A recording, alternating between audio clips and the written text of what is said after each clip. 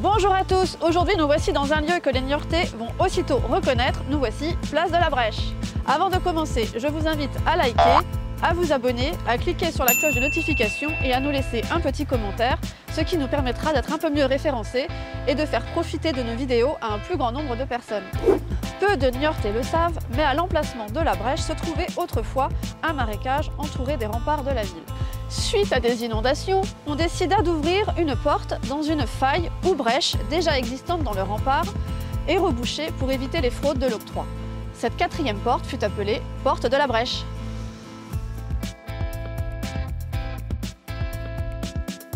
En 1780, on y érigea une pyramide en l'honneur du comte d'Artois en visite à Niort et l'endroit devint une place royale.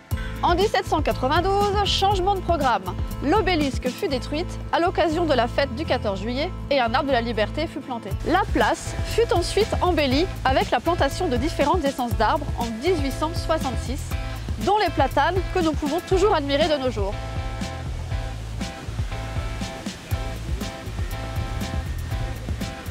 C'est en 1882 que la partie haute de la Brèche fut à son tour aménagée.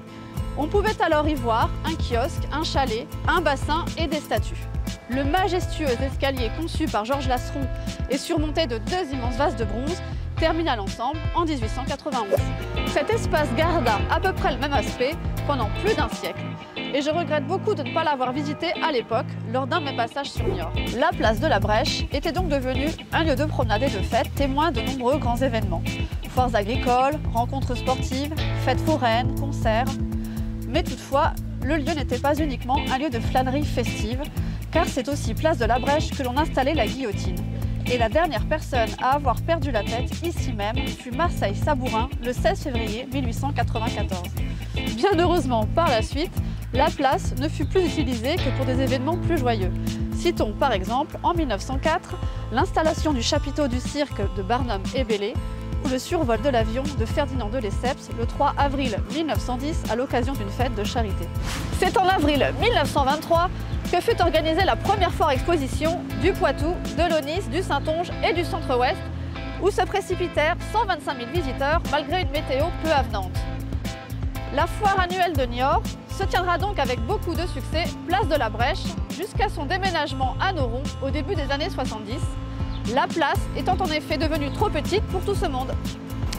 Vous avez d'ailleurs peut-être eu l'occasion de feuilleter le numéro 321 d'avril du Vivre à Niort qui consacre plusieurs pages à la foire qui fête ses 100 ans cette année. Vous pourrez y voir de nombreuses photos retraçant son évolution. En 1974, après le déménagement de la foire, la place fut consacrée aux voitures et devint un immense parking pouvant accueillir 1 millier d'automobiles.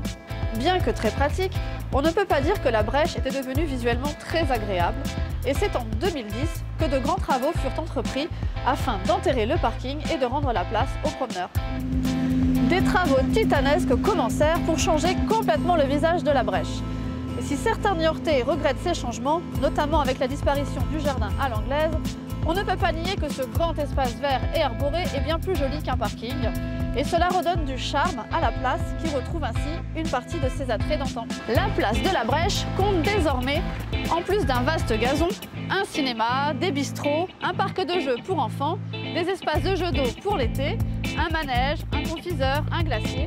Et elle est même occupée depuis 2019 par les deux dames de la Brèche de Franquirolles en haut du Mail. Pendant les fêtes de fin d'année, une partie du marché de Noël et des attractions s'y installe. Et au beau jour, on peut venir y assister aux feux d'artifice, à des concerts ou à des spectacles. Et tous ces événements attirent beaucoup de monde.